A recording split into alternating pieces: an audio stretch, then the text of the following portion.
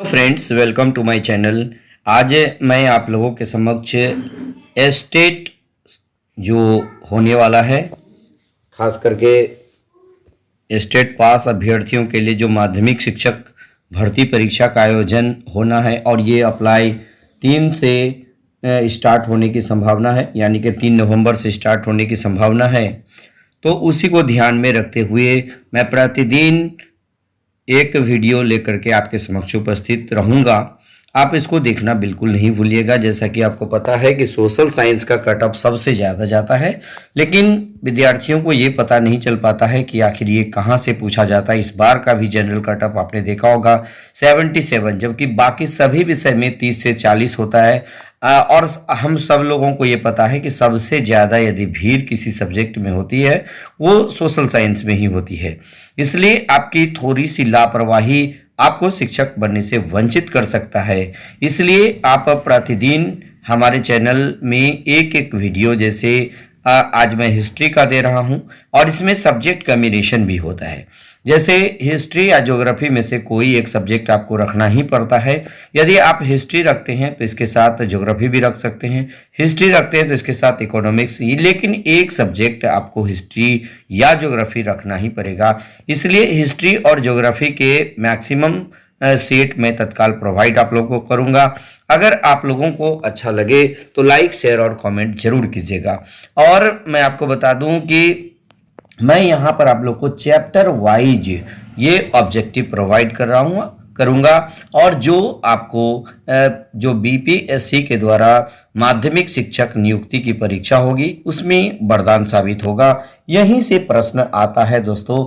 ये मैं पिछले भी बीपीएससी टीआरई 1 के तहत हमने देखा। अब बीपीएससी टीआरई दूसरी की तैयारी शुरू हो चुकी है, यानी उसके जो आवेदन की प्रक्रिया है वो शुरू होने वाली है। इसलिए आप लोग बिल्कुल चुप नहीं बैठिए और इस बार भी कट ऑफ आप ये मत सोचिए कि कम जाएगा। निश्चित रूप से कट ऑफ फिर हाई जाएगा, क्योंकि सोशल साइंस में सबसे ज़्यादा कैंडिडेट है दोस्तों।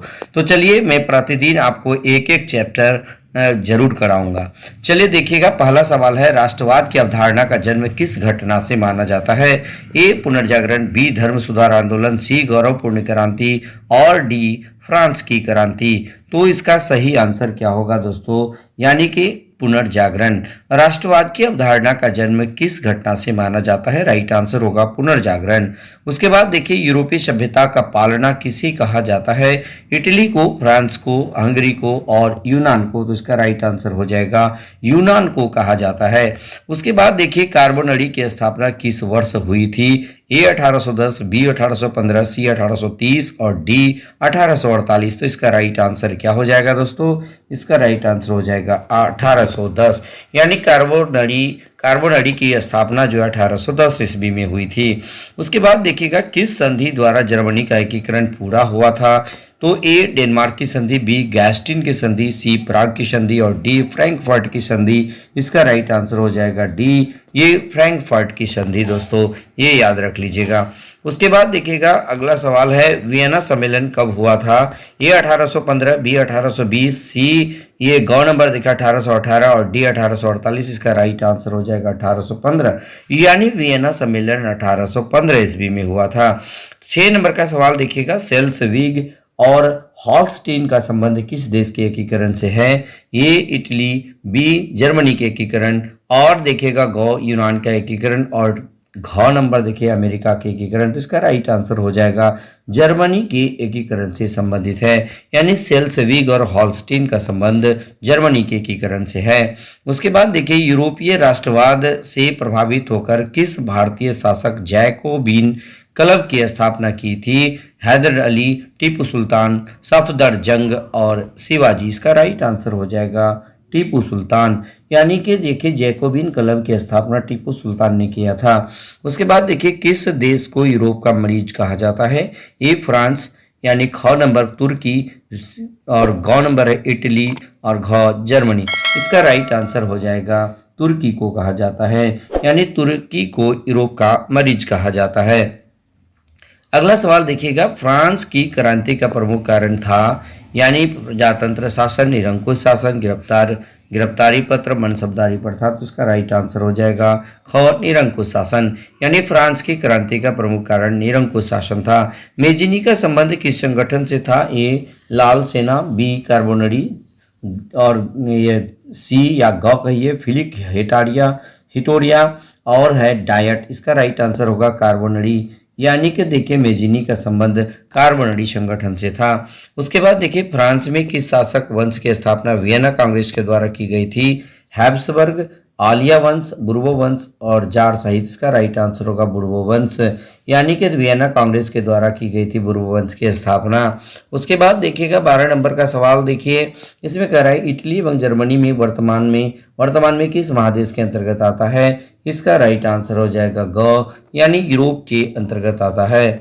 उसके बाद देखिएगा किसने अपनी कूटनीति के बल पर इटली की समस्या को संपूर्ण यूरोप की समस्या बना दिया था? इसका राइट आंसर हो जाएगा काउंट काबूर ने। विलियम प्रथम कहाँ का शासक था? इसका राइट आंसर हो जाएगा प्रसा का शासक था दोस्तों। यंग यूरोप एवं यंग इटली की स्थापना किसने किया था? इसका राइट आंसर हो जाएगा मेजिनी ने किया था। उसके बाद देखिएगा जालवेरी राइन की स्थापना किस राज्य ने किया था? इसका राइट आंसर हो जाएगा परसा ने किया था। उसके बाद देखिएगा हंगरी की भाषा क्या थी? तो इसका राइट आंसर हो गया मैग्यार, यानी हंगरी की भाषा का नाम मैग्यार था।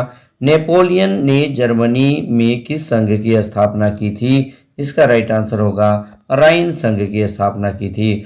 लाल कुर्ती का गठन किसने किया था? इसका राइट आंसर होगा गैरिबाल्डी ने किया था।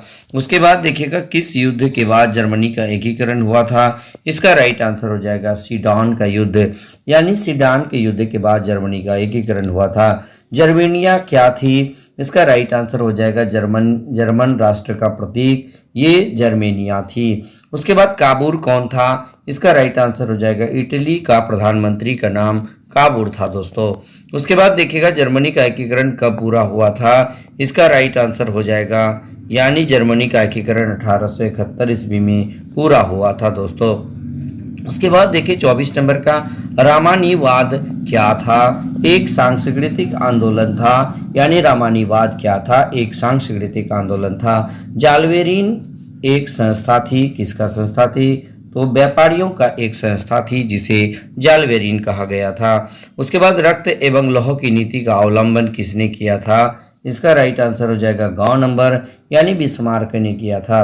रक्त एवं लौह की नीति का अवलंबन बिस्मार्क ने किया था। किस युद्ध के बाद जर्मनी का एकीकरण पूरा हुआ? राइट आंसर हो जाएगा सेडान का युद्ध। सेडाओं के युद्ध में किसकी पराजय हुई थी? इसका राइट आंसर हो जाएगा ऑस्ट्रिया की पराजय हुई थी। उसके बाद देखिएगा 1830 की क्रांति के बाद फ्रांस में किस प्रकार का शासन स्थापित हुआ था? इसका राइट आंसर हो जाएगा संवैधानिक राजतंत्र स्थापित हुआ था। मैं आपको फिर से एक बार बता दूं कि यदि बीपीएससी में आप टीचर बनना चाहते हैं, खास करके सोशल साइंस का, तो आपको 80 प्लस लाकर ही आप चयन का सांस ले सकते हैं दोस्तों। इससे कम में सिलेक्शन होने की कोई भी बात आप नहीं सोच सकते, इसलिए कि सबसे ज़्यादा भीड़ यदि किसी में है तो वो आपका सोशल साइंस में ही है। इसलिए आप अपने तैयारी को ज़बरदस्त होनअप कीजिए। यदि आप लगातार तैयारी को बेहतर करते हैं तो सिलेक्शन श्योर आपका होगा, क्योंकि ये बीपीएससी के द्वारा जो टीचर की नियुक्ति की जा रही है इसमें वेतन बिल्कुल कम नहीं है, ये बहुत अच्छा वेतन दे रही है सरकार। अब देखिएगा मेटरनिक कहाँ का चांसलर था? तो इसका राइट आंसर हो जाएगा ऑस्ट्रिया का ये चांसलर था। एक्ट ऑफ यूनियन किस वर्ष पारित हुआ था? इसका राइट आंसर होगा 1707। एक्ट ऑफ यूनियन किस वर्ष पारित हुआ? 1707 में। उसके बाद है मारियान किस देश के राष्ट्रवाद का प्रतीक था? राइट आंसर हो जाएगा फ्रांस का प्रतीक था। यूनान के स्वतंत्रता संग्राम में किसकी पराजय हुई थी? इसका राइट आंसर हो जाएगा तुर्की की पराजय हुई थी। उसके बाद देखिएगा 34 नंबर 1829 ईस्वी की एड्रियानोपुल की संधि किस देश के साथ हुई थी? इसका राइट आंसर हो जाएगा रूस के साथ हुई थी। उसके बाद देखिएगा अगला नंबर का यानी 35 नंबर यूरोप वासियों के लिए किस देश का साहित्य एवं ज्ञान विज्ञान प्रेरणा स्रोत रहा था? इसका राइट आंसर होगा यूनान। और फ्रैंकफर्ट की संधि कब हुई थी? इसका राइट आंसर हो जाएगा 1871। जर्मन राज्य का निर्माण किसने किया था? इसका राइट आंसर हो जाएगा नेपोलियन बोनापार्ट। गैरिबाल्डी पेशे से क्या था? इसका राइट आंसर होगा नाविक था, यानी गैरिबाल्डी पेशे से नाविक था। काउंट काबूर को विक्टर एमेनुएल ने किस पद पर नियुक्त किया था? इसका राइट आंसर हो जाएगा प्रधानमंत्री। और आज का अंतिम सवाल है, इटली एवं जर्मनी के एकीकरण के विरुद्ध निम्न में से कौन था? इसका राइट आंसर हो जाएगा ऑस्ट्रिया था, यानी इटली एवं जर्मनी के एकीकरण के विरुद्ध में कौन था? तो इसका राइट आंसर होगा ऑस्ट्रिया। इस प्रकार जो है आज मैं आप लोगों को 40 प्रश्न आपके समक्ष रखा, और ये बीपीएससी टीचर खास करके सोशल साइंस के टीचर के लिए अति महत्वपूर्ण है।